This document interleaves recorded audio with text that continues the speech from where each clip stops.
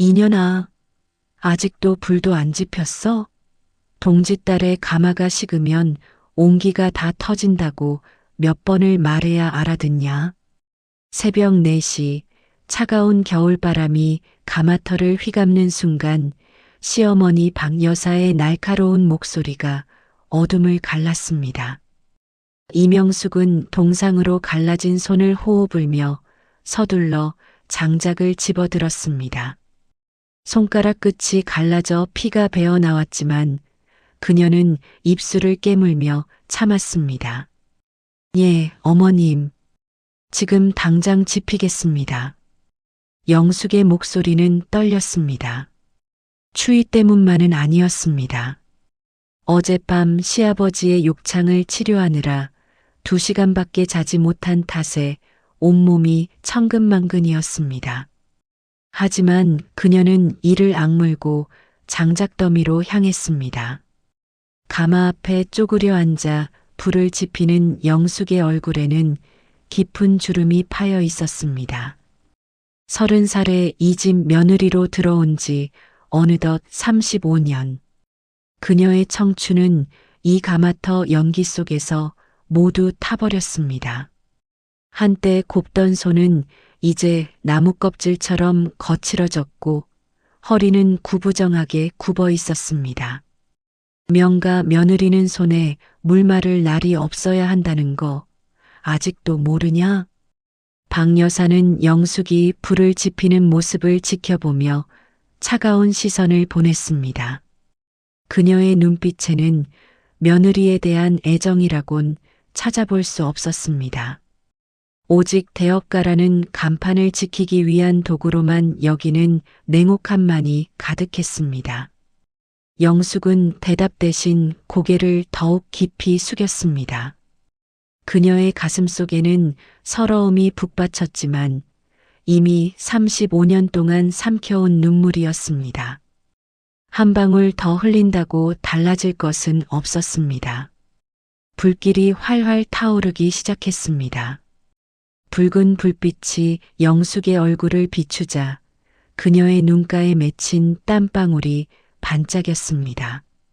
아니, 그것은 땀이 아니라 참았던 눈물이었을지도 모릅니다. 아버님 욕창 약은 발랐냐?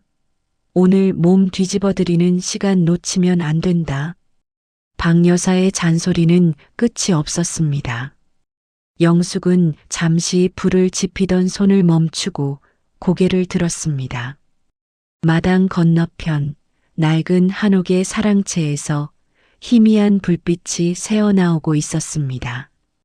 그곳에는 20년째 누워 계신 시아버지 강태공 옹이 계셨습니다.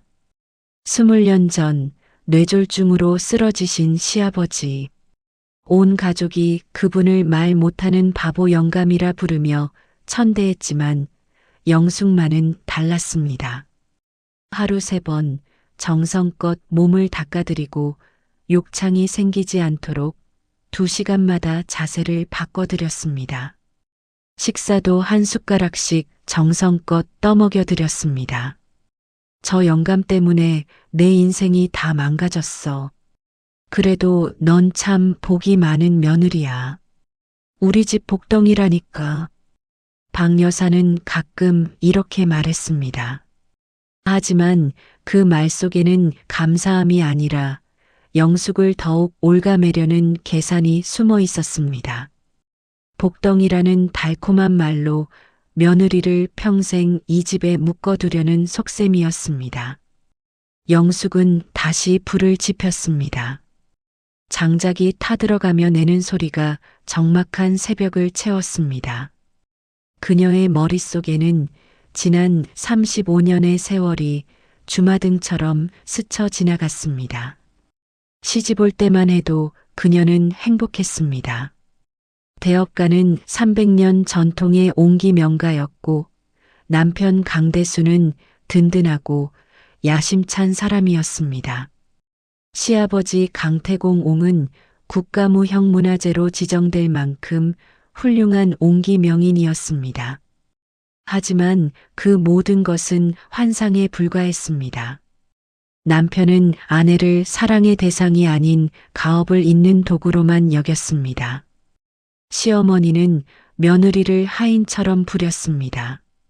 그리고 시아버지가 쓰러진 후 이 집안의 모든 짐은 고스란히 영숙의 몫이 되었습니다. 엄마, 아직도 거기서 뭐해? 아버지 아침 식사 준비는 했어? 멀리서 아들 강진호의 목소리가 들려왔습니다. 37살의 아들. 영숙이 유일하게 사랑을 쏟아부은 존재였습니다. 하지만 그 아들마저도 요즘은 어머니를 대하는 태도가 차갑기만 했습니다.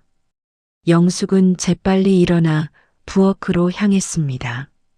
그녀의 하루는 이제 막 시작되었습니다.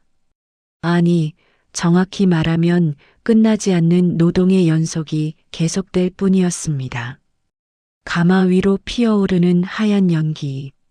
그 연기 속에는 한 여인의 35년 세월이 녹아 있었습니다.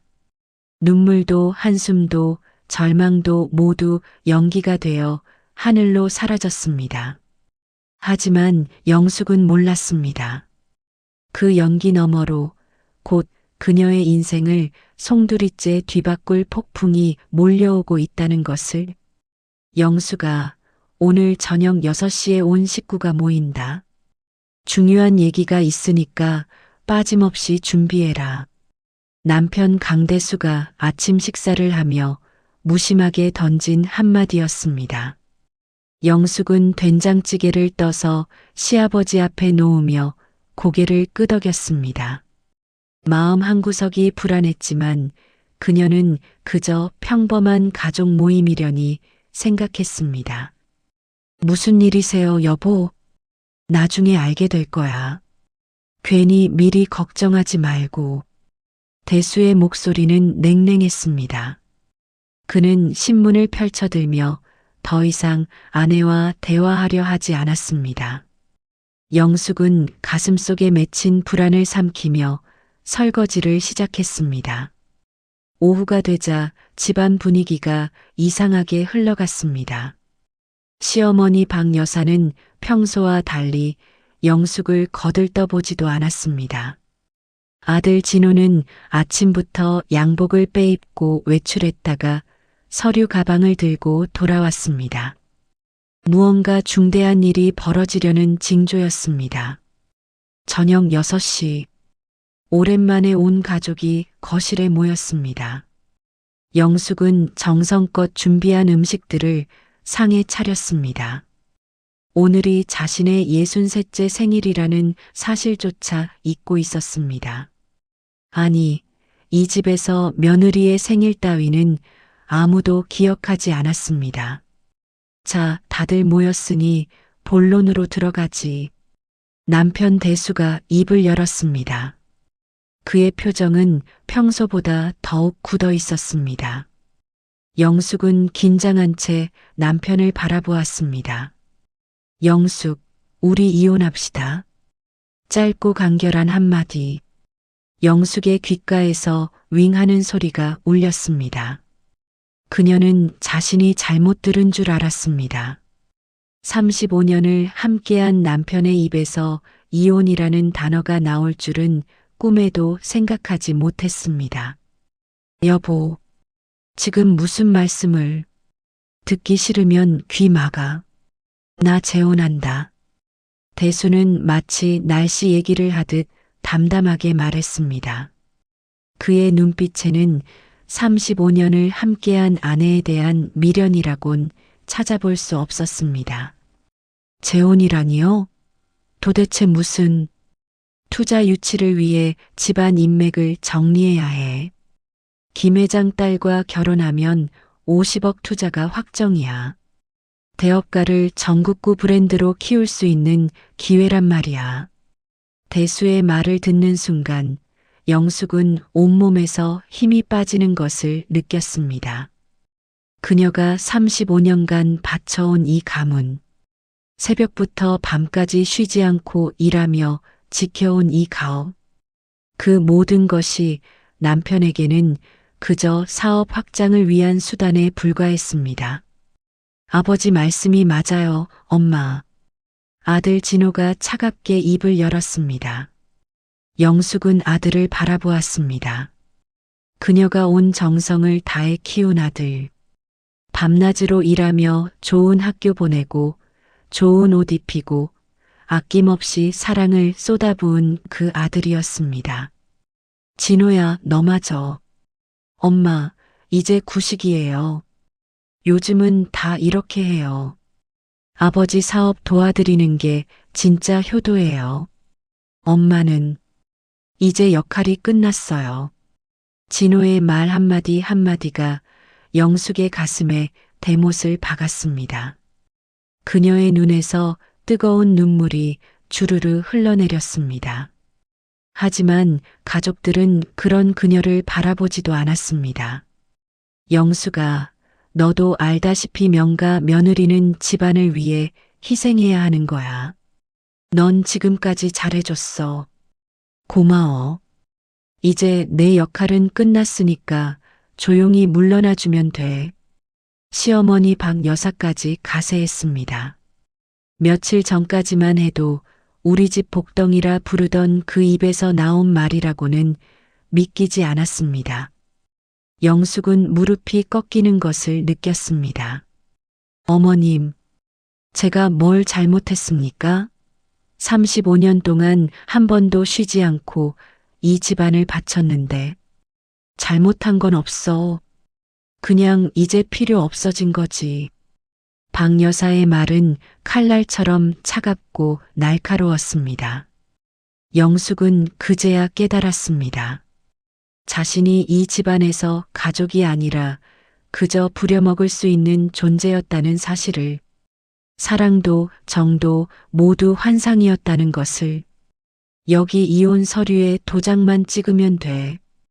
위자료는 5천만 원 주겠어. 충분하지? 대수가 서류 봉투를 영숙 앞으로 밀었습니다. 5천만 원. 35년 인생의 값이 고작 5천만 원이었습니다. 영숙은 떨리는 손으로 서류를 집어들었습니다. 서류에는 이미 남편의 도장이 찍혀 있었습니다. 내일 아침까지 집 비워줘. 김 회장 딸이 이 집을 보러 온대. 네. 내일 아침이요? 응. 짐은 많이 싸지 마. 어차피 내가 가져갈 건 별로 없잖아. 영숙의 머릿속이 하얘졌습니다. 35년을 살아온 이 집에서 하룻밤 만에 쫓겨나야 한다니.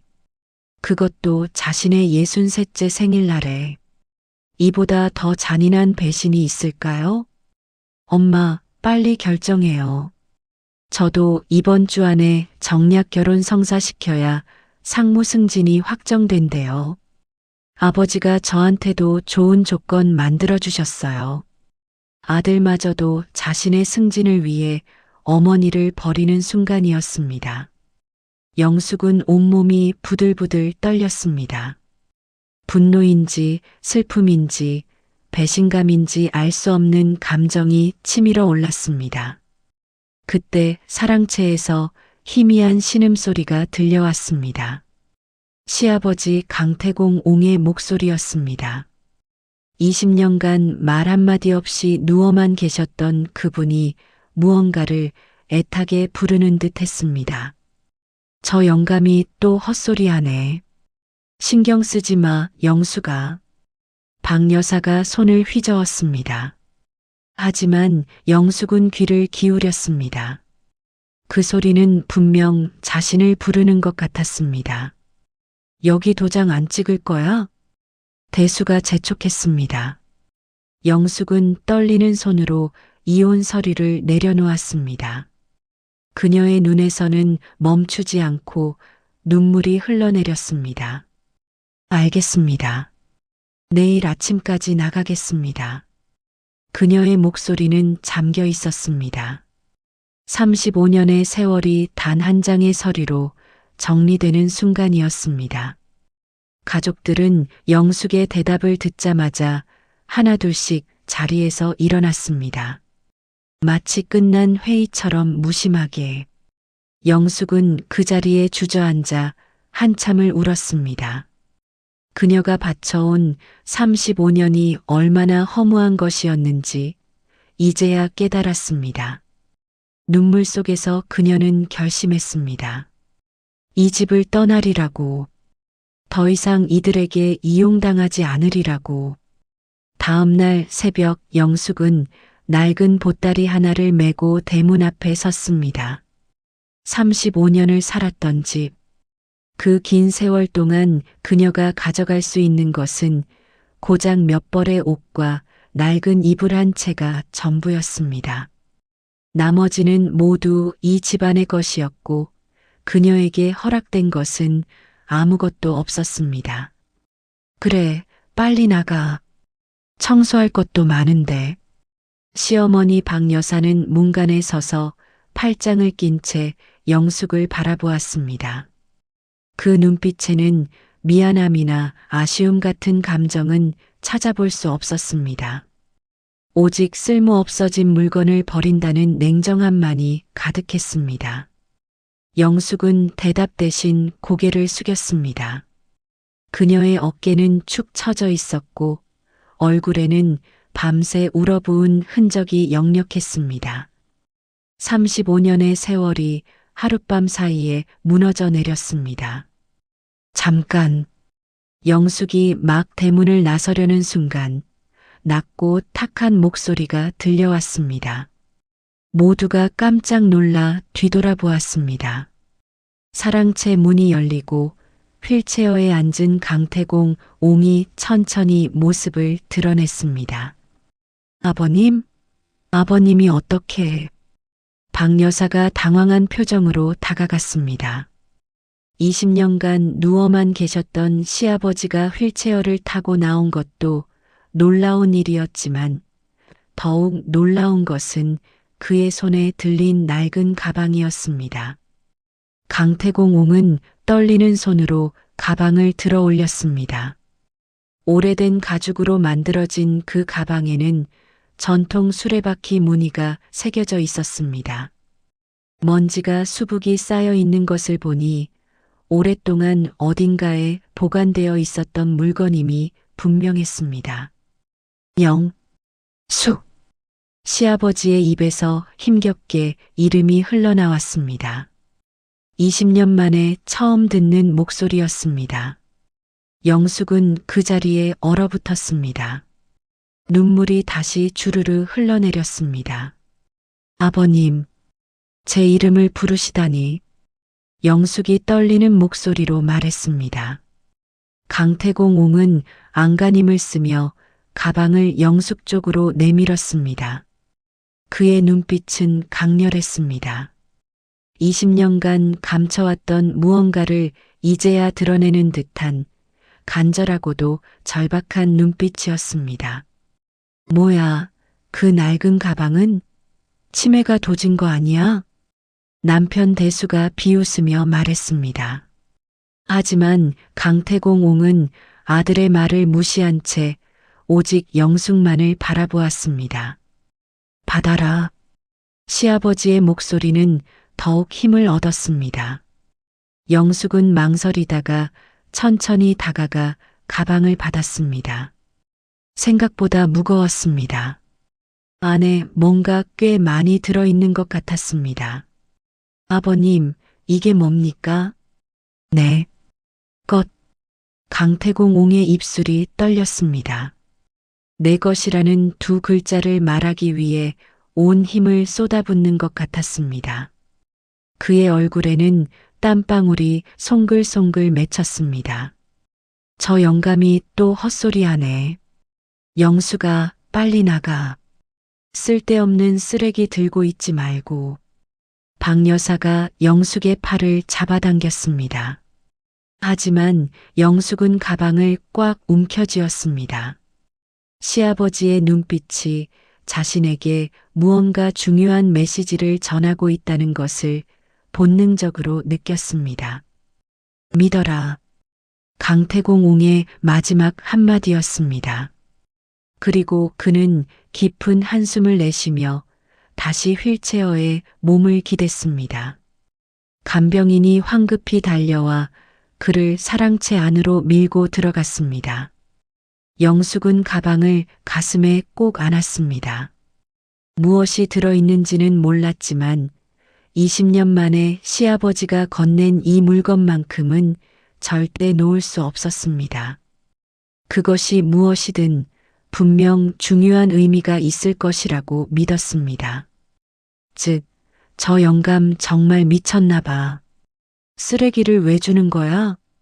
대수가 고개를 저으며 집 안으로 들어갔습니다. 박 여사도 혀를 차며 그 뒤를 따랐습니다. 아들 진호는 스마트폰만 들여다보며 어머니에게는 눈길 한 번 주지 않았습니다. 영숙은 보따리와 가방을 들고 천천히 대문을 나섰습니다. 뒤돌아보니 35년을 살았던 집이 보였습니다. 저 안에서 흘린 눈물과 땀, 그리고 헛된 희망들. 모든 것이 이제는 과거가 되었습니다. 찬바람이 매섭게 불어왔습니다. 겨울 하늘은 잔뜩 흐려 있었고 곧 눈이라도 내릴 것 같았습니다. 영숙은 터벅터벅 걸음을 옮겼습니다. 갈 곳도 의지할 사람도 없었습니다. 친정 식구는 이미 오래전에 세상을 떠났고 친구라고 할 만한 사람도 없었습니다. 35년을 오직 시댁일에만 매달려 살았기 때문입니다. 버스 정류장에 도착한 영숙은 벤치에 주저앉았습니다. 그녀는 가방을 무릎 위에 올려놓고 한참을 바라보았습니다. 과연 안에 무엇이 들어있을까? 시아버지는 왜 20년 만에 말을 하며 이것을 건네주신 걸까? 믿어라. 시아버지의 마지막 말이 귓가에 맴돌았습니다. 영숙은 떨리는 손으로 가방의 지퍼를 천천히 열었습니다. 낡은 가죽 냄새가 코를 찔렀습니다. 가방 안에는 두툼한 노트 한 권과 여러 장의 서류, 그리고 작은 녹음기가 들어 있었습니다. 영숙은 조심스럽게 노트를 꺼냈습니다. 표지에는 시아버지의 삐뚤삐뚤한 글씨로 이렇게 적혀 있었습니다. 나의 진짜 며느리 영숙에게. 영숙의 손이 부들부들 떨렸습니다. 눈물이 다시 터져 나왔습니다. 하지만 이번에는 슬픔의 눈물이 아니었습니다. 뭔가 희망 같은 것이 가슴속에서 피어오르기 시작했습니다. 그녀는 서둘러 노트를 펼쳤습니다. 첫 페이지에는 이렇게 적혀 있었습니다. 영수가 20년을 기다렸다. 내가 이 가방을 열 때가 바로 진실이 밝혀질 때다. 두려워 말고 끝까지 읽어라. 내가 이 집안의 진짜 주인이다. 영숙은 가슴이 두근거렸습니다. 다음 장을 넘기자 빼곡히 적힌 글씨들이 눈에 들어왔습니다. 그것은 지난 20년간 시아버지가 직접 기록한 가족 관찰 일지였습니다. 버스가 도착했지만 영숙은 일어나지 않았습니다. 그녀는 그 자리에 앉아 노트를 읽기 시작했습니다. 그리고 한 장 한 장 넘길 때마다 그녀의 표정은 놀라움으로 변해갔습니다. 영숙이 찾아간 곳은 외딴 시골 마을의 작은 폐가였습니다. 오래전 시아버지가 도자기 연구를 위해 사용하던 곳이라고 들었지만 20년 넘게 방치되어 담장은 무너지고 마당에는 잡초가 무성했습니다. 낡은 문을 밀고 들어서자 곰팡이 냄새가 코를 찔렀습니다. 하지만 영숙은 개의치 않았습니다. 지금 그녀의 머릿속은 온통 가방 속 내용물로 가득했습니다. 버스 안에서 노트를 읽으며 알게 된 충격적인 사실들이 아직도 믿기지 않았습니다. 영숙은 먼지 쌓인 방바닥에 보따리를 내려놓고 다시 가방을 열었습니다. 이번에는 노트가 아닌 서류 뭉치를 꺼냈습니다. 두툼한 봉투 안에는 여러 장의 등기부등본과 토지대장이 들어 있었습니다. 이게 뭐지? 영숙의 눈이 점점 커졌습니다. 서류를 한 장씩 펼쳐보니 전국 10여 곳의 대규모 가마터 부지 소유권이 모두 이명숙 명의로 되어 있었습니다. 경기도, 충청도, 전라도 곳곳에 흩어진 옹기 가마터, 각각의 부지 면적은 수천 평에서 만 평까지 그 가치를 합치면 최소 수백억 원은 될 것 같았습니다. 이럴 수가. 어떻게? 영숙은 믿을 수 없다는 표정으로 서류를 다시 확인했습니다. 분명했습니다. 모든 등기부의 소유자는 이명숙, 주민등록번호까지 그녀의 것이었습니다. 등기일자를 보니 10년 전으로 되어 있었습니다. 떨리는 손으로 다음 서류를 꺼냈습니다. 이번에는 특허권 등록증이었습니다. 천년 잿물 제조 비법이라는 제목의 특허권. 대업가의 300년 전통 중 가장 핵심이 되는 기술이었습니다. 이 잿물로 만든 옹기는 천년을 가도 변하지 않는다는 전설이 있었습니다. 그런데 이 특허권 역시 이명숙 명의였습니다. 등록일자는 10년 전, 시아버지가 쓰러지기 직전이었습니다. 아버님이 일부러. 영숙은 무릎이 꺾이며 주저앉았습니다. 모든 것이 이해되기 시작했습니다. 시아버지는 뇌졸중으로 쓰러진 것이 아니었습니다. 아니, 정확히는 쓰러진 척 하신 것이었습니다. 서둘러 노트를 다시 펼쳤습니다.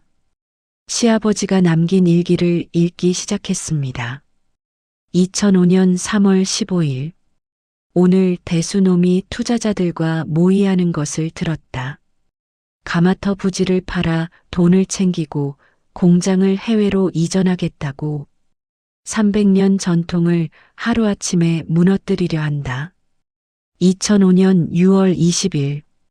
박 여사가 영숙이의 친정 폐물을 몰래 팔아치운 것을 확인했다.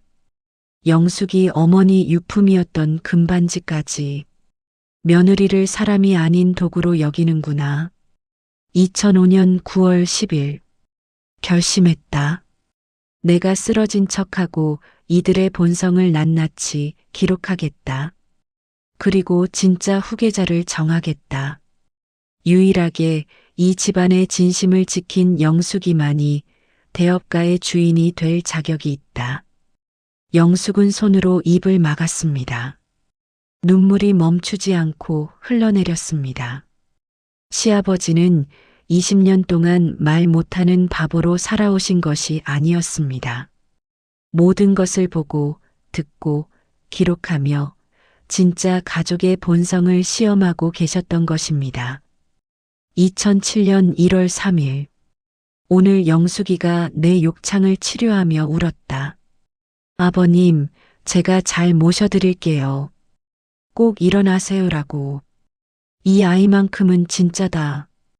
2010년 5월 18일. 대수가 회사 돈을 빼돌려 여자를 만나고 있다는 것을 확인했다. 영숙이는 모르고 있다. 가엾은 내 며느리. 2015년 11월 25일. 드디어 모든 재산을 영숙이 명의로 이전 완료했다.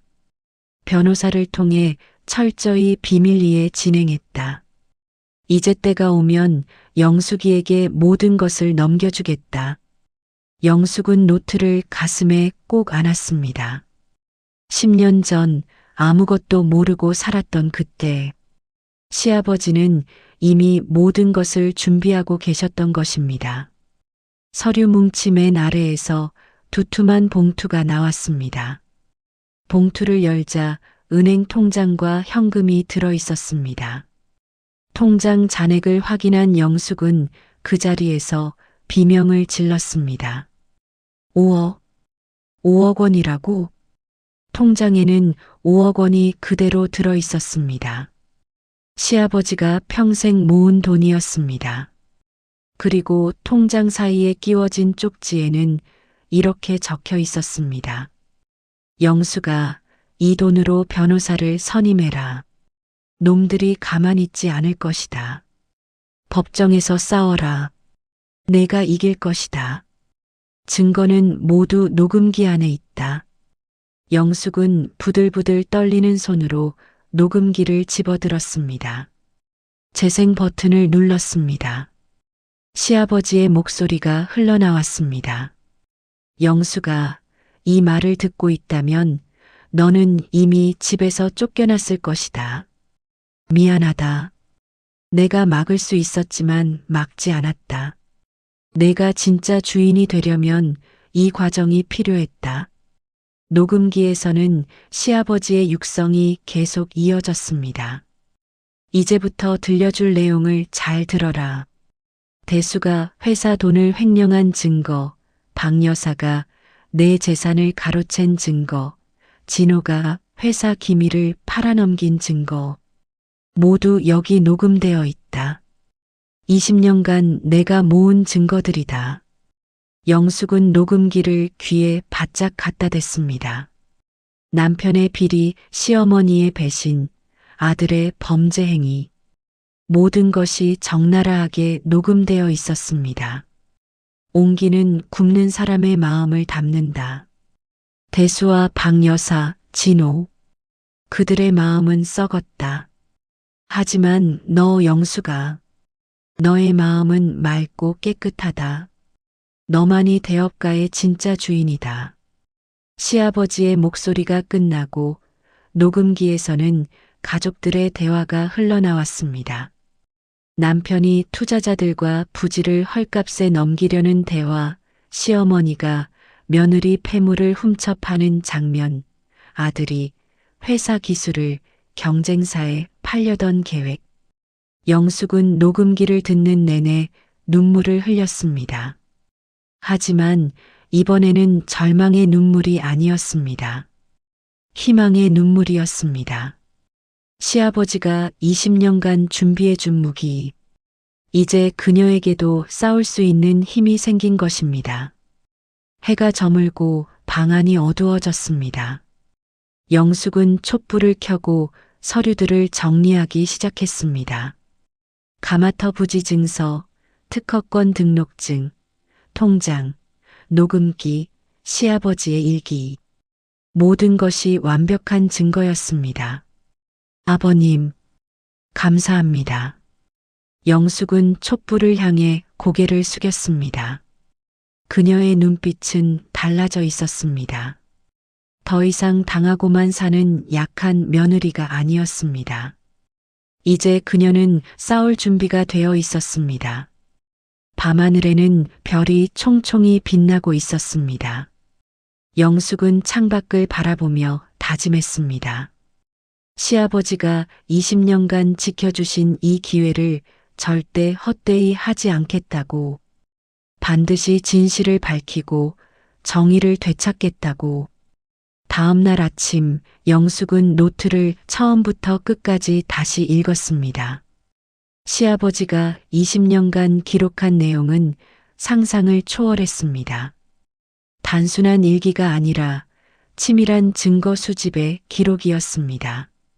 시아버지는 뇌졸중으로 쓰러진 것처럼 보였지만 실제로는 제정신이었습니다. 의사와 짜고 진단서를 조작했고 가족들이 자신을 말 못하는 바보로 여기게 만들었습니다. 그리고 그 상태로 20년간 가족들의 모든 행동을 관찰하고 기록했습니다. 2006년 3월 1일, 오늘 대수가 사랑채에 와서 통장을 뒤졌다. 내가 숨겨둔 비상금을 찾으려는 것이다. 하지만 이미 변호사에게 맡겼다. 바보 같은 놈. 2008년 7월 15일, 박 여사가 영숙이를 때렸다. 옹기를 잘못 구웠다는 이유로. 영숙이는 울지도 않고 참았다. 내 가슴이 찢어진다. 하지만 참는다. 때가 올 것이다.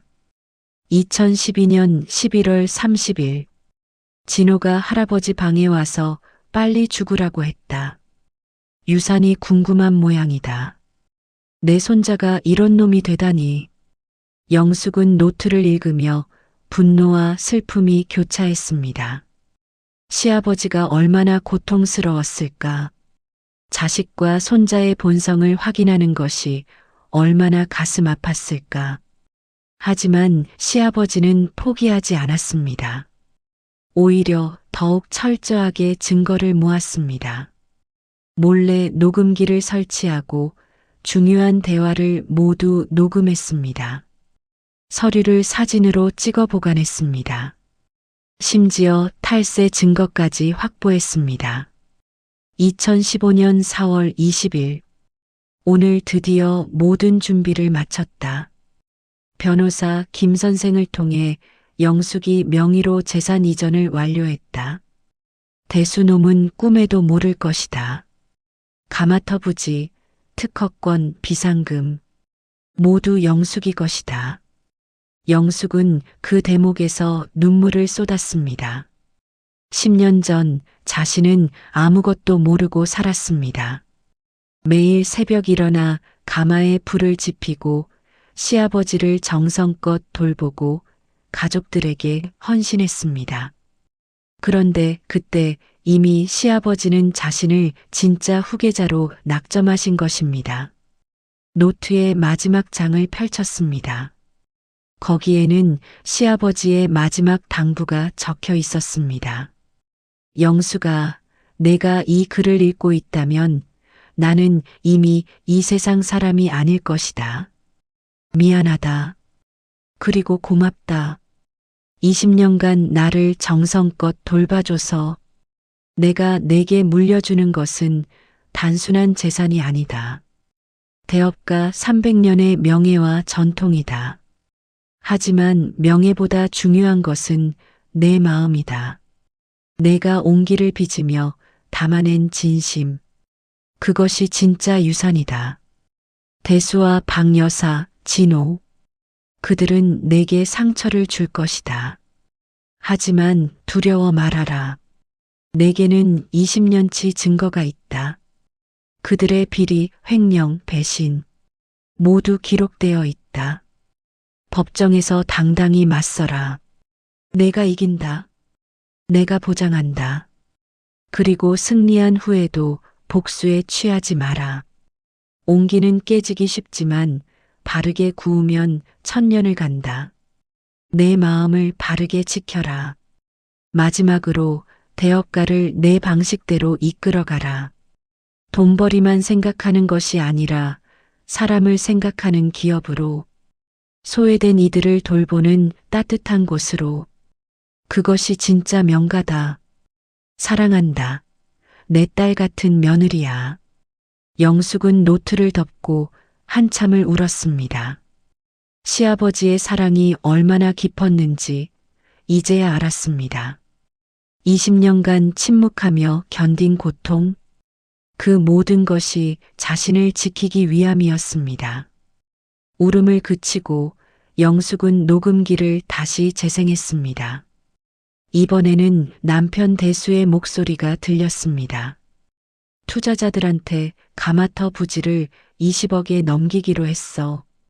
실제 가치는 100억인데 차액은 우리가 나눠 가지는 거야. 박대리, 영숙이 친정 패물 중에 금붙이 있으면 다 빼돌려. 어차피 저 여자는 모를 거야. 아버지가 죽으면 유산은 다 내 거야. 영숙이? 그냥 쫓아내면 돼. 위자료 1,000만 원 주면 될 거야. 영숙은 이를 악물었습니다. 남편의 목소리를 듣는 것만으로도 치가 떨렸습니다. 하지만 동시에 마음이 단단해졌습니다. 이제 그녀에게는 무기가 있었습니다. 남편의 횡령, 탈세, 배임. 모든 증거가 녹음되어 있었습니다. 다음은 시어머니 박여사의 목소리였습니다. 영숙이 친정 엄마 유품? 그거 내가 팔았어. 100만 원 받았지. 어차피 저 여자 친정 식구 다 죽어서 아무도 몰라. 며느리는 종이야, 종. 잘 부려먹으면 되는 거지. 복덩이라고 칭찬하면 더 열심히 일하더라고. 영숙은 주먹을 불끈 쥐었습니다. 돌아가신 어머니의 유품. 그것이 시어머니 손에 팔려나갔다는 사실에 가슴이 무너졌습니다. 하지만 이제는 모든 것이 증거로 남아 있었습니다. 마지막으로 아들 진호의 목소리가 흘러나왔습니다. 엄마는 이용 가치가 없어. 아버지 사업 파트너 딸이랑 결혼하면 나 상무 승진이야. 엄마, 버리면 되지. 할아버지 재산? 당연히 내 거지. 엄마한테 갈 리 없잖아. 영숙은 녹음기를 끄고 고개를 떨구었습니다. 아들. 자신이 10달을 품고 20여 년을 키운 아들. 그 아들이 자신을 이용 가치 없는 존재로 여긴다는 사실이 가장 큰 배신이었습니다. 하지만 영숙은 더 이상 울지 않았습니다. 눈물을 닦고 일어섰습니다. 서류들을 정리하고 녹음기를 확인하고 통장을 챙겼습니다. 이제 할 일은 명확했습니다. 영숙은 노트 뒷장에 적힌 변호사 연락처를 찾았습니다. 시아버지가 이미 선임해둔 법무법인이었습니다. 그녀는 휴대폰을 꺼내 번호를 눌렀습니다. 여보세요. 법무법인 정희입니까? 저는 이명숙이라고 합니다. 강태공 옹께서 소개해 주셨습니다. 전화 너머로 변호사의 목소리가 들렸습니다. 아, 이명숙님, 기다리고 있었습니다. 강 옹께서 10년 전부터 준비해 오셨습니다. 내일 사무실로 오시겠습니까? 네, 가겠습니다. 모든 증거를 가지고 가겠습니다. 영숙의 목소리는 더 이상 떨리지 않았습니다. 단호하고 확고했습니다. 시아버지가 20년간 준비해 준 기회. 이제 그녀가 그 기회를 잡을 차례였습니다.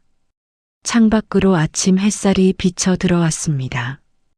영숙은 노트를 가슴에 안고 다짐했습니다. 법정에서 당당히 맞서겠다고, 진실을 밝히겠다고, 그리고 시아버지의 유언대로 대업가를 따뜻한 기업으로 만들겠다고. 20년의 침묵, 20년의 기록, 그 모든 것이 이제 영숙의 무기가 되었습니다.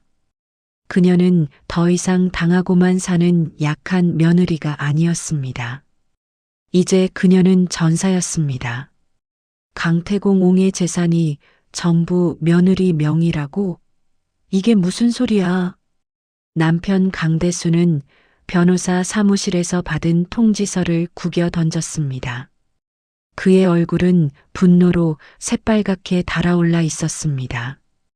옆에 앉은 시어머니 박 여사 역시 마찬가지였습니다. 말도 안 돼. 치매 걸린 영감이 어떻게 재산 이전을 해? 이건 사기야, 사기. 박 여사가 테이블을 탁 치며 소리를 질렀습니다.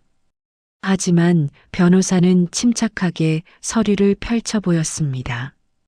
강태공 옹께서는 10년 전 재산 이전 당시 정신감정까지 받으셨습니다. 서울대병원 정신건강의학과에서 발급한 정상 판정서가 여기 있습니다. 법적으로 문제 없습니다. 그럴 리가 없어. 저 영감은 20년간 말도 못했다고. 대수가 고함을 쳤습니다. 하지만 변호사는 흔들리지 않았습니다. 말을 못하는 것과 정신이 온전한 것은 별개입니다. 강 옹께서는 매년 정기적으로 정신건강검진을 받으셨고 모두 정상 판정을 받으셨습니다. 증거가 충분합니다. 대수는 이를 갈며 사무실을 나왔습니다. 그의 머릿속은 복잡했습니다. 가마터 부지만 해도 수백억 원 가치였습니다. 그것이 모두 영숙 명의라니. 투자자들과 약속한 부지 매각 계획도 물거품이 되었습니다. 아들, 우리 당하고만 있을 거야? 저 여자를 고소해야지. 박 여사가 도끼 어린 목소리로 말했습니다. 대수는 고개를 끄덕였습니다. 그의 눈빛에는 차가운 계산이 서려 있었습니다. 엄마 말이 맞아. 영숙이가 아버지를 기망해서 재산을 탈취했다고 고소하는 거야. 치매 노인 상대로 사기친 거라고. 그래, 그거야. 우리가 증인이야. 아버지가 정신 못 차리시는 걸 우리가 제일 잘 알잖아. 대수는 즉시 변호사를 선임했습니다. 하지만 보통 변호사가 아니었습니다. 협박과 회유에 능한 것으로 악명 높은 인물이었습니다. 그는 상대방을 법적으로 압박하는 것은 물론 온갖 수단을 동원해 굴복시키는 것으로 유명했습니다. 이명숙이라는 여자, 완전히 무너뜨려야 합니다. 고소장부터 접수하고 언론 플레이도 시작하죠. 변호사의 조언대로 대수는 즉시 고소장을 제출했습니다. 치매 노인 상대 재산 편취라는 자극적인 제목이었습니다. 그리고 언론에도 제보했습니다. 며칠 후 지역신문에 기사가 실렸습니다. 명가 며느리, 치매 시아버지 재산 가로채 논란. 기사에는 영숙이 시아버지를 이용해 수백억 원대 재산을 편취했다는 내용이 담겨 있었습니다. 익명의 제보자 대수는 며느리가 약을 먹여가며 시아버지를 조종했다는 황당한 주장까지 했습니다. 영숙은 신문을 보며 온몸이 떨렸습니다. 거짓말이었습니다. 자신은 단 한 번도 시아버지를 이용한 적이 없었습니다. 오히려 20년간 정성껏 돌봤습니다. 하지만 세상은 그렇게 보지 않았습니다. 저 여자 진짜 나쁜 년이네. 늙은이 등쳐먹고. 요즘 며느리들 다 저래. 시부모 재산만 노리지. 동네 사람들의 수군거림이 들려왔습니다. 영숙은 밖에 나갈 수조차 없었습니다. 손가락질을 받는 것이 두려웠습니다. 대수는 여기서 멈추지 않았습니다. 그는 사설 조사업체까지 고용했습니다. 영숙의 뒤를 캐고 약점을 찾으라는 지시였습니다. 심지어 영숙이 머무는 폐가 앞에까지 사람을 보냈습니다. 이명숙 씨 나오세요. 취재 좀 하겠습니다. 기자들이 몰려왔습니다. 카메라 플래시가 터졌습니다. 영숙은 문을 꼭 닫고 숨죽였습니다. 가슴이 쿵쿵 뛰었습니다. 두려웠습니다. 하지만 영숙에게는 법무법인 정의가 있었습니다. 변호사 김정우는 즉시 대응에 나섰습니다. 언론 플레이는 상대의 전형적인 수법입니다. 흔들리지 마세요. 우리에게는 확실한 증거가 있습니다. 김 변호사는 강태공 옹의 정신감정서와 매년 받았던 건강검진 기록을 공개했습니다. 그리고 기자회견을 열어 반박했습니다. 강태공 옹께서는 정상적인 판단 능력을 가지고 계셨습니다. 재산 이전은 합법적으로 이루어졌으며 이명숙 씨는 아무런 잘못이 없습니다. 하지만 대수는 물러서지 않았습니다. 그는 더욱 악랄한 수를 썼습니다. 영숙이 머무는 폐가에 사람을 보내 협박하기 시작한 것입니다. 어느 날 밤 영숙은 창문이 깨지는 소리에 잠을 깼습니다. 밖에서는 낯선 남자들의 목소리가 들렸습니다. 이명숙, 재산 포기하고 나가. 안 그러면 다칠 줄 알아. 영숙은 두려움에 떨며 경찰에 신고했습니다. 하지만 경찰이 도착했을 때는 이미 남자들은 사라진 뒤였습니다. CCTV도 없는 시골 마을. 증거를 찾을 수 없었습니다. 다음 날 영숙의 우편함에는 협박 편지가 들어 있었습니다. 재산 포기 각서에 도장 찍어라. 안 그러면 내 목숨을 보장 못한다. 영숙은 편지를 보며 온몸이 얼어붙었습니다. 하지만 동시에 분노가 치밀어 올랐습니다. 이렇게까지 비열한 수를 쓰다니. 그녀는 즉시 김정훈 변호사에게 연락했습니다. 변호사는 침착하게 대응했습니다. 협박 편지는 증거로 제출하겠습니다. 그리고 경호 인력을 배치하겠습니다. 안전을 최우선으로 하겠습니다. 하지만 대수의 공격은 더욱 거세졌습니다. 그는 투자자들을 동원해 영숙을 압박했습니다. 투자자 중 한 명은 지역 유지였고 그의 영향력은 상당했습니다. 이명숙 씨가 재산을 포기하지 않으면 대업가는 파산합니다. 수백 명의 직원들이 길거리에 나앉게 되죠. 그 책임을 지실 건가요? 투자자는 기자회견을 열어 영숙을 압박했습니다. 마치 영숙이 회사를 망치는 악인처럼 몰아갔습니다. 여론은 다시 들끓었습니다. 저 여자 때문에 회사가 망하면 어쩌려고. 직원들 생각은 안 하나? 영숙은 점점 궁지에 몰렸습니다. 사방에서 압박이 들어왔습니다. 언론, 투자자, 협박범들 모두가 그녀를 무너뜨리려 했습니다. 가장 고통스러운 것은 아들 진호였습니다. 그는 SNS에 글을 올렸습니다. 어머니께서 할아버지를 이용해 재산을 가로챘습니다. 아들로서 너무 부끄럽습니다. 어머니, 제발 정신 차리세요. 영숙은 아들의 글을 보며 눈물을 쏟았습니다. 자식마저 자신을 배신하는 현실. 이보다 더 큰 고통은 없었습니다. 밤마다 영숙은 잠을 이루지 못했습니다. 협박 전화가 계속 걸려왔습니다. 문자 메시지로는 온갖 욕설이 쏟아졌습니다. 그녀는 점점 지쳐갔습니다. 내가 정말 잘못한 걸까? 영숙은 시아버지의 노트를 다시 펼쳤습니다. 그리고 마지막 페이지의 글을 읽었습니다. 두려워 말아라. 내가 이긴다. 내가 보장한다. 시아버지의 말씀이 그녀에게 힘을 주었습니다. 영숙은 이를 악물었습니다. 무너지지 않기로 결심했습니다. 독사들의 공격에 굴복하지 않기로. 하지만 폭풍은 이제 막 시작이었습니다.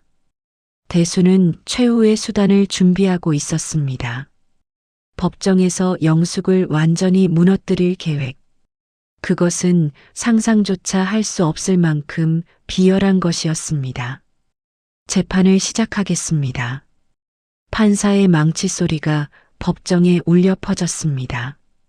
영숙은 피고인석에 앉아 떨리는 손을 꼭 쥐었습니다. 건너편에는 남편 대수와 시어머니 박여사, 그리고 아들 진호가 앉아 있었습니다. 그들은 냉랭한 눈빛으로 영숙을 노려보았습니다. 원고 측 변호사가 일어섰습니다. 그는 대수가 고용한 악명 높은 변호사였습니다. 재판장님, 피고 이명숙은 치매에 걸린 시아버지 강태공 옹을 기망하여 수백억 원대 재산을 편취했습니다. 이는 명백한 사기 행위입니다. 변호사의 목소리는 확신에 차 있었습니다. 방청석에서는 수군거림이 일었습니다. 영숙은 고개를 숙였습니다. 온몸이 떨렸습니다. 증인을 신청합니다. 강진호 씨, 증인석으로 나오십시오. 아들 진호가 증인석으로 걸어갔습니다. 영숙은 아들을 바라보았습니다. 눈물이 핑 돌았습니다. 하지만 진호는 어머니를 쳐다보지도 않았습니다. 증인은 피고와 어떤 관계입니까? 아들입니다. 진호의 목소리는 차가웠습니다. 마치 남인 것처럼. 증인께서는 할아버지 강태공 옹의 상태를 자주 목격하셨습니까? 네, 할아버지는 20년간 말도 못하시고 정신도 온전하지 않으셨습니다. 진호의 거짓말이었습니다. 영숙은 벌떡 일어나려 했지만 옆에 앉은 김정훈 변호사가 손으로 제지했습니다. 그런데 피고인 이명숙은 할아버지를 어떻게 대했습니까? 어머니는 할아버지께 약을 먹였습니다. 정체를 알 수 없는 약이었습니다. 그 약이 무엇이라고 생각하십니까? 수면제나 정신을 흐리게 하는 약이었을 것입니다. 할아버지께서 어머니 말을 따르도록 조종하려고요. 방청석이 술렁였습니다. 영숙은 고개를 들어 아들을 똑바로 바라보았습니다. 눈물이 주르르 흘러내렸습니다. 진호야, 어떻게 그런 거짓말을. 하지만 진호는 어머니를 외면했습니다. 그의 얼굴에는 미안함조차 없었습니다. 오직 자신의 이익만을 위한 차가운 계산만이 있었습니다. 또한 어머니는 할아버지 방에 몰래 들어가 서류를 조작했습니다. 제가 여러 번 목격했습니다. 진호의 위증은 계속되었습니다. 영숙은 온몸에서 힘이 빠지는 것을 느꼈습니다. 세상 모든 사람이 자신을 배신해도 아들만큼은 자신의 편이 되어줄 거라 믿었습니다. 하지만 그것은 착각이었습니다. 더 이상 질문 없습니다. 진호가 증인석에서 내려왔습니다. 영숙은 그를 붙잡고 싶었습니다. 왜 거짓말을 하느냐고 묻고 싶었습니다. 하지만 그녀는 그저 눈물만 흘릴 뿐이었습니다. 다음 증인으로 박 여사가 나왔습니다. 시어머니는 증인석에서 울먹이며 연기를 했습니다.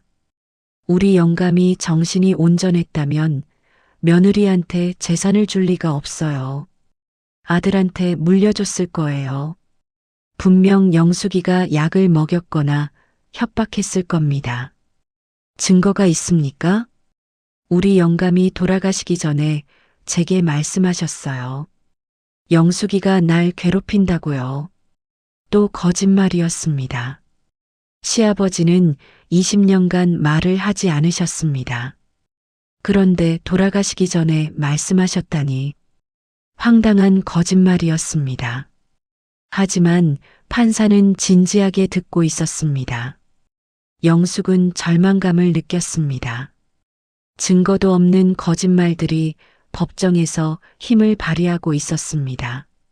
원고 측 변호사는 마지막 일격을 가했습니다.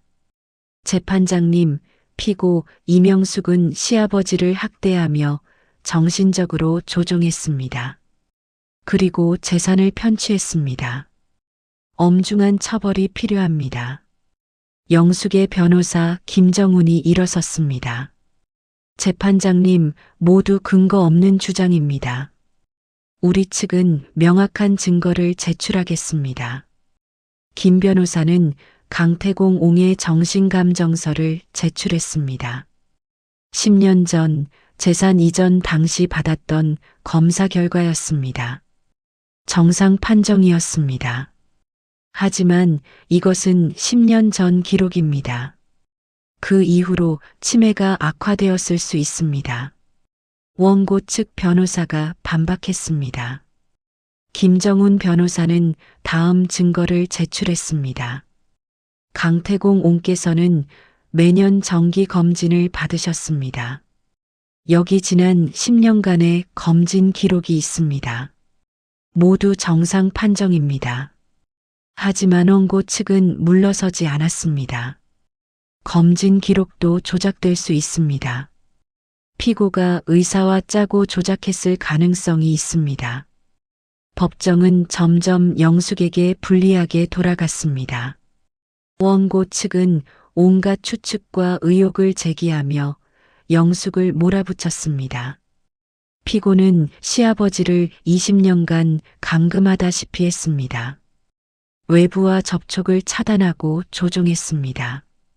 피고는 가족들의 반대에도 불구하고 시아버지 방에 혼자 들어가 무언가를 했습니다. 피고는 시아버지가 돌아가신 후 장례식도 제대로 치르지 않고 재산부터 챙겼습니다. 모두 거짓말이었습니다. 하지만 법정에서는 마치 진실처럼 받아들여졌습니다. 영숙은 숨이 막혔습니다. 재판이 끝나고 영숙은 법원을 나서며 비틀거렸습니다. 김정훈 변호사가 부축했습니다. 임 대표님, 괜찮으십니까? 괜찮지 않아요. 제 아들이 저한테 저런 거짓말을. 영숙은 그 자리에 주저앉아 울었습니다. 지나가는 사람들이 수군거렸습니다. 저 여자가 그 악질 며느리구나. 시아버지 재산 빼앗은 년. 영숙은 손으로 얼굴을 가렸습니다. 세상이 무너지는 것 같았습니다. 35년을 헌신했건만 돌아온 것은 배신과 모욕뿐이었습니다. 폐가로 돌아온 영숙은 며칠 동안 밥도 먹지 않았습니다. 물만 마시며 누워 있었습니다. 온몸에 기력이 없었습니다. 살아갈 의욕조차 사라졌습니다. 이럴 거면 차라리. 영숙의 머릿속에 어두운 생각이 스쳤습니다. 모든 것을 포기하고 싶었습니다. 더 이상 싸울 힘이 남아있지 않았습니다. 그때 핸드폰이 울렸습니다. 김정훈 변호사였습니다. 임 대표님, 다음 재판까지 2주일 남았습니다. 준비해야 할 게 많습니다. 변호사님, 저는 이길 수 있을까요? 영숙의 목소리는 힘없이 떨렸습니다. 이길 수 있습니다. 우리에게는 결정적 증거가 있습니다. 강태공 옹께서 남기신 녹음 파일을 아직 제출하지 않았습니다. 하지만 제 아들마저.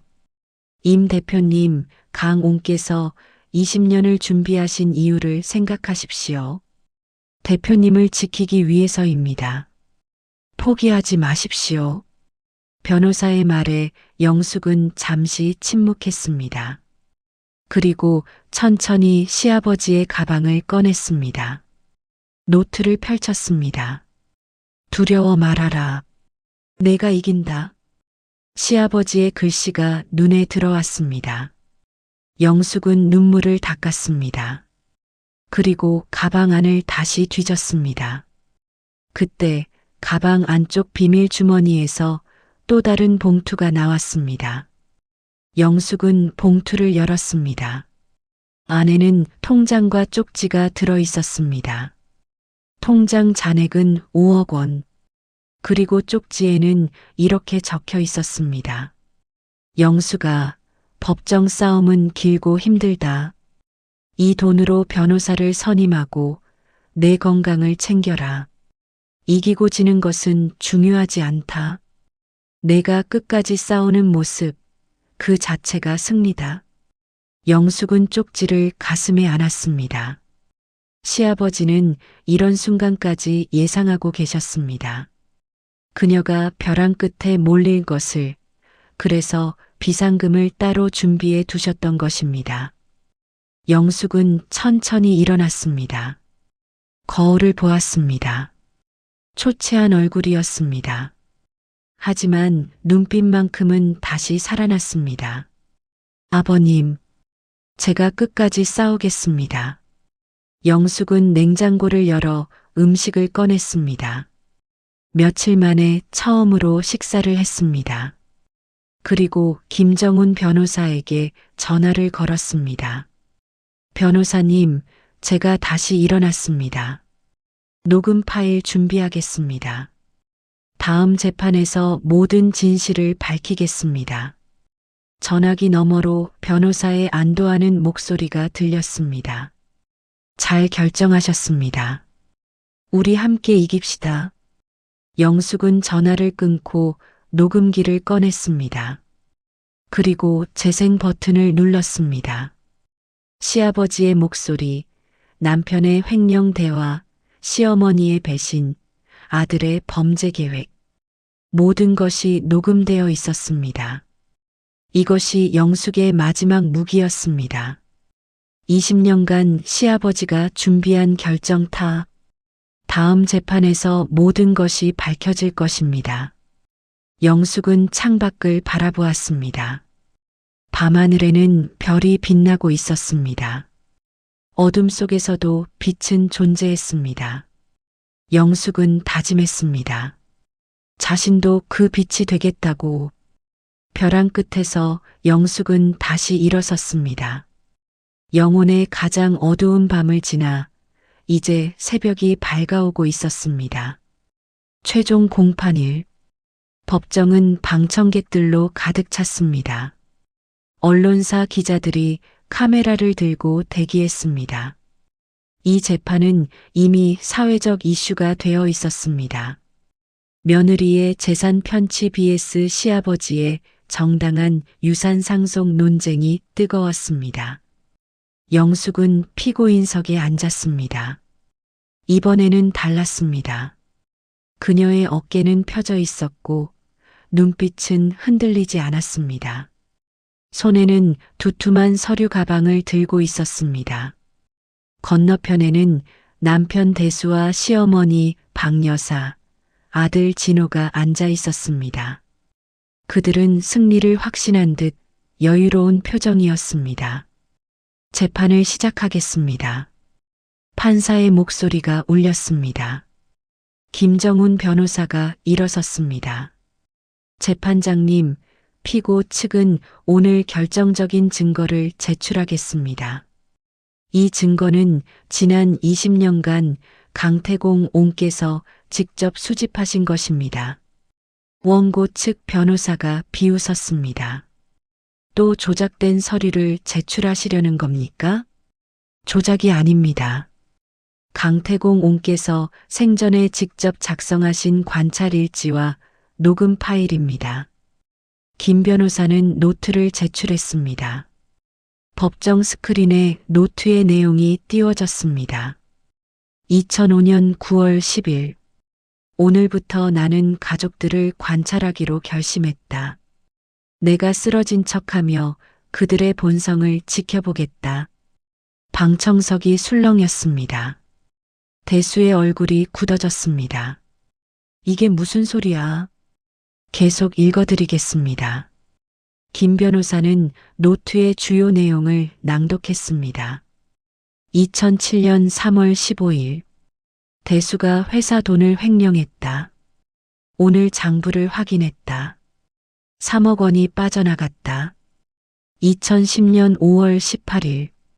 박 여사가 영숙이 친정 유품을 팔아치웠다. 영숙이 어머니의 금반지까지. 며느리를 도둑처럼 여기는구나. 2015년 11월 25일. 진호가 회사 기술을 경쟁사에 팔려고 한다. 내 손자가 이런 배신자가 되다니. 대수가 벌떡 일어났습니다. 거짓말이야. 저 노트는 조작이야. 판사가 망치를 두드렸습니다. 조용히 하십시오. 김 변호사는 침착하게 계속했습니다. 재판장님, 이 노트의 진위를 확인하기 위해 필적 감정을 의뢰했습니다. 결과는 강태공 옹의 필체가 맞다고 나왔습니다. 필적 감정서가 제출되었습니다. 박 여사의 얼굴이 창백해졌습니다. 그리고 가장 결정적인 증거를 제출하겠습니다. 김 변호사는 녹음기를 꺼냈습니다. 강태공 옹께서는 20년간 가족들의 대화를 녹음하셨습니다. 그 내용을 들려드리겠습니다. 녹음기에서 시아버지의 목소리가 흘러나왔습니다. 영숙아, 이 녹음을 듣고 있다면 너는 법정에 서 있을 것이다. 두려워 말아라. 진실은 반드시 밝혀진다. 그리고 이어서 대수의 목소리가 들렸습니다. 투자자들한테 가마터 부지를 헐값에 넘기고 차액은 우리가 나눠 가지는 거야. 아버지, 어차피 치매 걸려서 모를 거야. 법정이 술렁였습니다. 대수는 얼굴이 새하얗게 질렸습니다. 다음은 박 여사의 목소리였습니다. 영숙이 친정 폐물? 그거 내가 다 팔았어. 100만 원 받았지. 어차피 친정 식구 없어서 아무도 몰라. 박 여사가 벌떡 일어나려 했지만 옆에 있던 경호원이 제지했습니다. 마지막으로 진호의 목소리가 흘러나왔습니다. 엄마는 이제 쓸모없어. 아버지 투자자 딸이랑 결혼하면 나 상무 승진이야. 엄마, 버리면 되지 뭐. 진호는 고개를 숙였습니다. 방청석에서는 욕설이 터져 나왔습니다. 저런 쓰레기 같은 놈들. 어떻게 저럴 수가 있어. 김 변호사는 계속해서 녹음 파일을 재생했습니다. 횡령 대화, 탈세 계획, 배임 행위. 모든 것이 생생하게 녹음되어 있었습니다. 재판장님, 강태공 옹께서는 20년간 정신이 온전하셨습니다. 단지 가족들의 본성을 시험하기 위해 쓰러진 척 하신 것입니다. 김 변호사는 마지막 증거를 제출했습니다. 강태공 옹께서는 매달 정신건강 검진을 받으셨습니다. 그리고 이 모든 과정을 법무법인을 통해 공증받으셨습니다. 여기 공증 서류가 있습니다. 공증 서류에는 명확하게 기록되어 있었습니다. 강태공 옹은 10년 전부터 계획적으로 증거를 수집했고 모든 재산을 영숙에게 상속하기로 결정했다고. 그리고 이 결정은 정상적인 판단 능력 하에 이루어졌다고. 원고 측 변호사는 말문이 막혔습니다. 더 이상 반박할 수 없었습니다. 판사가 입을 열었습니다. 강태공 옹의 일기와 녹음 파일, 그리고 공증 서류를 확인한 결과 피고 이명숙 씨에게는 아무런 잘못이 없습니다. 오히려 원고 측의 횡령, 탈세, 배임 행위가 드러났습니다. 대수는 고개를 떨구었습니다. 박 여사는 울먹였습니다. 진호는 창백한 얼굴로 앉아 있었습니다.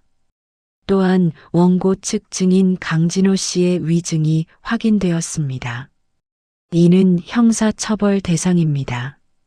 진호의 얼굴에서 핏기가 싹 가셨습니다. 판사가 판결을 내렸습니다. 원고 강대수 박 여사의 청구를 기각합니다. 그리고 피고 이명숙 씨의 재산권을 인정합니다. 또한 원고 측이 제기한 명예훼손, 위증, 협박 혐의에 대해서는 검찰에 수사를 의뢰하겠습니다. 망치 소리가 울렸습니다. 패정? 영숙은 그 자리에 주저앉았습니다. 눈물이 주르르 흘러내렸습니다. 하지만 이번에는 기쁨의 눈물이었습니다. 김정훈 변호사가 그녀의 손을 잡았습니다. 축하드립니다. 임 대표님. 이기셨습니다. 법정 밖으로 나온 영숙에게 기자들이 몰려들었습니다. 이명숙 씨, 지금 기분이 어떠십니까? 영숙은 카메라를 향해 담담히 말했습니다. 시아버님께서 20년간 준비해 주신 진실입니다. 저는 단지 그 진실을 밝혔을 뿐입니다. 남편과 아들에게 하고 싶은 말씀은? 영숙은 잠시 침묵했습니다.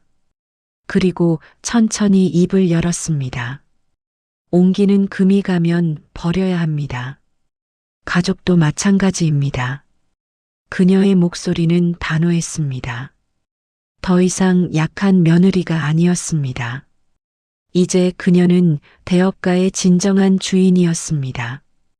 법원을 나서는 영숙의 뒤로 경찰이 대수에게 수갑을 채우는 모습이 보였습니다. 횡령과 탈세 혐의로 긴급 체포된 것입니다. 이럴 수가. 나를 놓아. 내가 누군지 알아? 대수의 비명이 들렸지만 영숙은 돌아보지 않았습니다. 그녀는 앞만 보고 걸어갔습니다. 새로운 시작을 향해. 판결이 난 지 일주일 후 검찰은 강대수를 정식으로 기소했습니다. 횡령 30억 원, 탈세 15억 원, 배임 20억 원, 총 65억 원 규모의 범죄 행위였습니다. 강대수 씨 혐의를 인정하십니까? 검사의 질문에 대수는 고개를 떨구었습니다. 증거가 너무나 명확했습니다. 시아버지가 20년간 모은 장부, 녹음 파일, 통장 사본, 빠져나갈 구멍이 없었습니다. 인정합니다. 대수의 목소리는 힘없이 떨렸습니다. 한때 대업가의 대표로서 당당했던 그의 모습은 온데간데 없었습니다. 이제 그는 그저 범죄자일 뿐이었습니다. 법정은 대수에게 징역 7년을 선고했습니다. 그리고 추징금 65억 원을 부과했습니다. 대수는 그 자리에서 무너졌습니다. 제발 한 번만 용서해 주십시오. 하지만 판사는 냉정했습니다. 피고는 300년 전통 기업의 대표로서 신뢰를 저버렸습니다. 또한 가족을 배신하고 재산을 착복했습니다. 엄중한 처벌이 필요합니다. 대수는 수갑을 찬 채 법정을 나섰습니다. 기자들의 카메라 플래시가 터졌습니다. 그는 고개를 숙인 채 호송차에 올랐습니다. 한편 아들 진호에게도 재앙이 닥쳤습니다. 법정에서의 위증이 밝혀지면서 그는 위증죄로 기소되었습니다. 또한 회사 기밀을 경쟁사에 유출하려던 시도도 드러났습니다. 강진호 씨 산업기술 유출 혐의에 대해 어떻게 생각하십니까? 검사의 추궁에 진호는 말문이 막혔습니다. 시아버지의 녹음 파일에 모든 것이 담겨 있었습니다. 진호가 경쟁사 임원과 만나 대업가의 천년 잿물 제조 비법을 팔려던 대화까지. 죄송합니다. 제가 잘못했습니다. 진호는 눈물을 흘렸습니다. 하지만 이미 늦었습니다.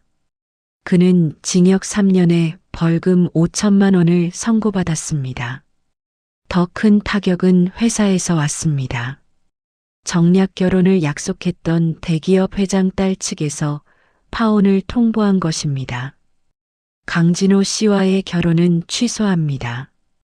범죄자 가족과는 인연을 맺을 수 없습니다. 차가운 통보였습니다. 진호가 그토록 원하던 상무 승진도 물거품이 되었습니다. 회사는 그를 즉시 해고했습니다. 강진호 씨는 회사 기밀을 유출하려 했습니다. 이는 중대한 배임 행위입니다. 즉시 해고 조치합니다. 진호는 개인 물품을 챙겨 회사를 나왔습니다. 동료들은 그를 손가락질하며 수군거렸습니다. 저 인간 진짜 최악이더라. 어머니한테 저럴 수가 있어? 법정에서 거짓말까지 했다며? 인간 쓰레기네. 진호는 고개를 숙인 채 회사를 떠났습니다. 그의 눈에는 후회의 눈물이 가득했습니다. 하지만 이미 돌이킬 수 없었습니다. 시어머니 박 여사도 무너졌습니다. 그녀는 며느리 폐물을 훔쳐 판 혐의로 기소되었습니다. 또한 세금 포탈 혐의도 추가되었습니다. 박 여사, 며느리의 친정 유품을 절도한 혐의를 인정하십니까? 저는 그냥 집안 형편이 어려워서. 박 여사는 변명을 늘어놓았지만 소용없었습니다. 녹음 파일에는 그녀가 100만 원 받았다며 자랑하는 목소리까지 담겨 있었습니다. 법원은 박 여사에게 징역 2년에 집행유예 3년을 선고했습니다. 또한 훔친 재물의 3배를 배상하라고 명령했습니다. 하지만 가장 큰 벌은 따로 있었습니다. 박 여사가 살던 집, 그것이 영숙의 명의였던 것입니다. 시아버지는 10년 전 모든 부동산을 영숙에게 이전해 두었습니다. 영숙은 박 여사에게 통보했습니다. 어머님, 이 집은 제 소유입니다. 한 달 안에 나가주십시오. 박 여사는 영숙의 다리를 붙잡고 울었습니다. 영숙아, 제발 나를 용서해다오. 내가 잘못했어. 하지만 영숙은 차갑게 손을 뿌리쳤습니다. 어머님, 옮기는 금이 가면 버려야 합니다. 금이 간 가족도 마찬가지입니다. 영숙의 목소리는 단호했습니다. 35년간 참았던 모든 서러움이 담긴 목소리였습니다. 제발, 한 번만 용서해다오. 어머님께서 저를 쫓아낼 때는 한 번의 기회도 주지 않으셨습니다. 저도 마찬가지입니다. 영숙은 뒤돌아섰습니다. 박 여사의 울음소리가 뒤에서 들렸지만 그녀는 돌아보지 않았습니다. 한 달 후, 박 여사는 낡은 보따리를 들고 집을 나갔습니다. 35년 전 영숙이 그랬던 것처럼 이제 그녀가 쫓겨나는 신세가 되었습니다. 영숙아, 나는 정말 미안하다. 박 여사의 마지막 말이었습니다. 하지만 영숙은 대답하지 않았습니다. 그녀는 창문 너머로 시어머니가 떠나는 모습을 지켜보았습니다. 가슴 한편이 아팠지만 동시에 후련했습니다. 강대숙, 강진호, 박 여사, 35년간 영숙을 괴롭혔던 세 사람이 모두 몰락했습니다. 법의 심판을 받았고 사회적으로도 매장되었습니다. 언론은 이들을 가짜 가족이라 불렀습니다. 전통 명가를 배신한 가짜 가족, 법에 심판받다. 35년 헌신한 며느리를 버린 데가 몰락으로 끝나 여론은 영숙의 편이었습니다. 사람들은 그녀를 응원했습니다. 영숙 씨 진짜 대단하다. 저런 쓰레기들 상대로 끝까지 싸운 거 보고 감동받았어. 시아버지도 정말 지혜로운 분이셨네. 20년간 준비하시다니. 영숙은 이 모든 과정을 묵묵히 지켜보았습니다. 복수의 쾌감보다는 시아버지에 대한 감사함이 더 컸습니다. 아버님, 정말 감사합니다. 아버님이 아니셨다면 저는 평생 당하고만 살았을 겁니다. 영숙은 시아버지의 영정 앞에 무릎을 꿇었습니다. 그리고 깊이 절을 올렸습니다. 가짜들이 모두 사라진 자리. 이제 영숙이 진짜 주인으로 우뚝 섰습니다. 대업가는 새로운 시대를 맞이할 준비가 되었습니다. 2년 후 대업가 신임 회장 이명숙 씨 취임식을 거행합니다.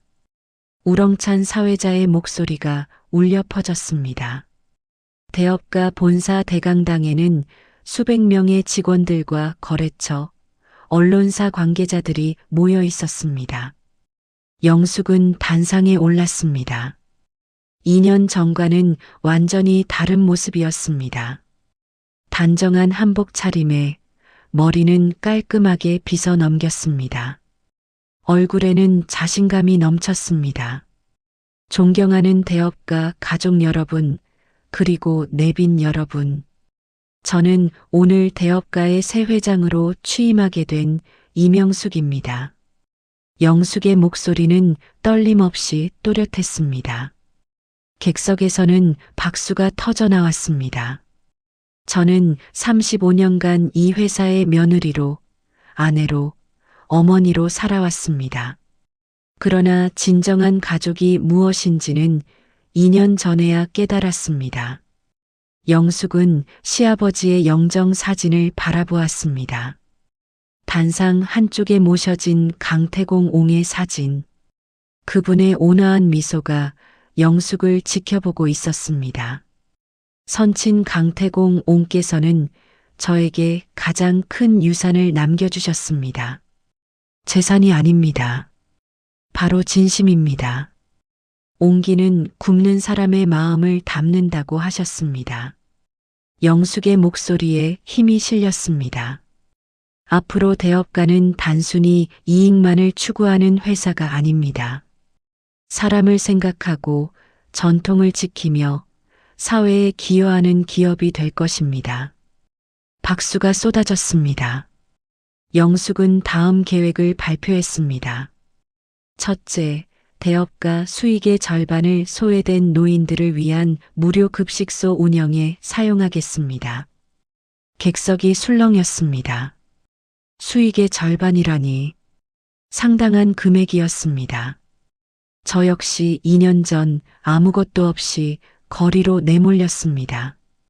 그때의 고통을 잊을 수 없습니다. 저와 같은 처지의 노인분들을 돕고 싶습니다. 영숙의 눈에는 진심이 담겨 있었습니다. 사람들은 감동했습니다. 둘째, 전통 옹기 기술을 배우고 싶어하는 젊은이들에게 무상으로 교육하겠습니다. 300년 전통을 다음 세대에 물려주는 것이 우리의 사명입니다. 또다시 박수가 터졌습니다. 영숙은 마지막 계획을 발표했습니다. 셋째, 대업가는 더 이상 가족 기업이 아닙니다. 능력 있는 사람이라면 누구나 경영진이 될 수 있습니다. 혈연이 아닌 실력으로 평가받는 회사가 되겠습니다. 이것은 혁명적인 선언이었습니다.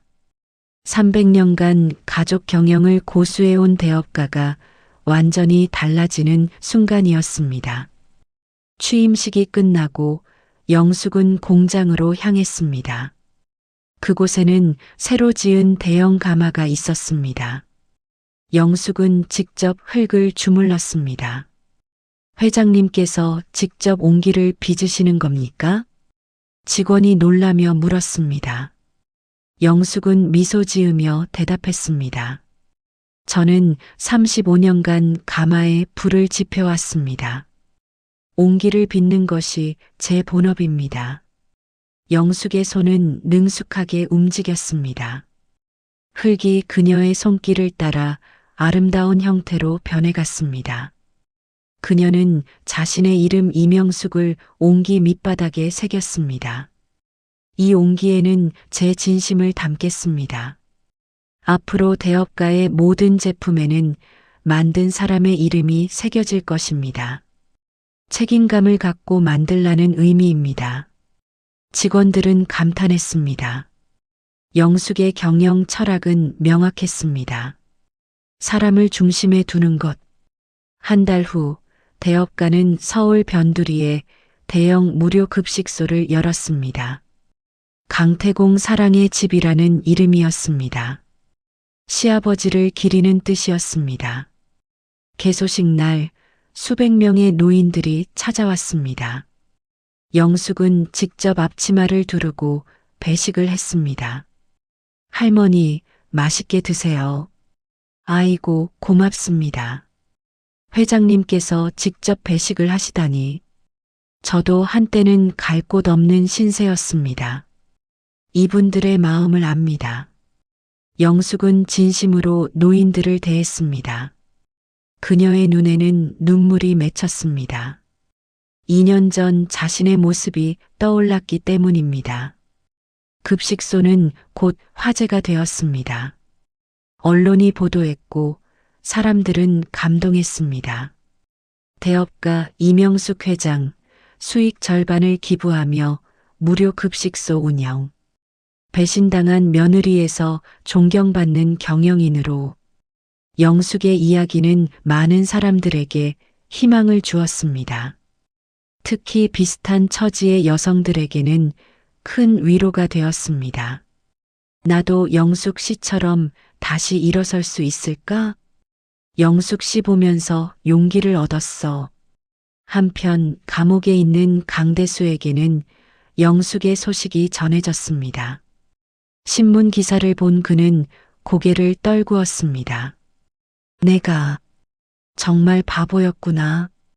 대수는 후회했습니다. 영숙의 진가를 알아보지 못한 것을, 돈과 권력에 눈이 멀어 진짜 보물을 버린 것을. 진호 역시 마찬가지였습니다.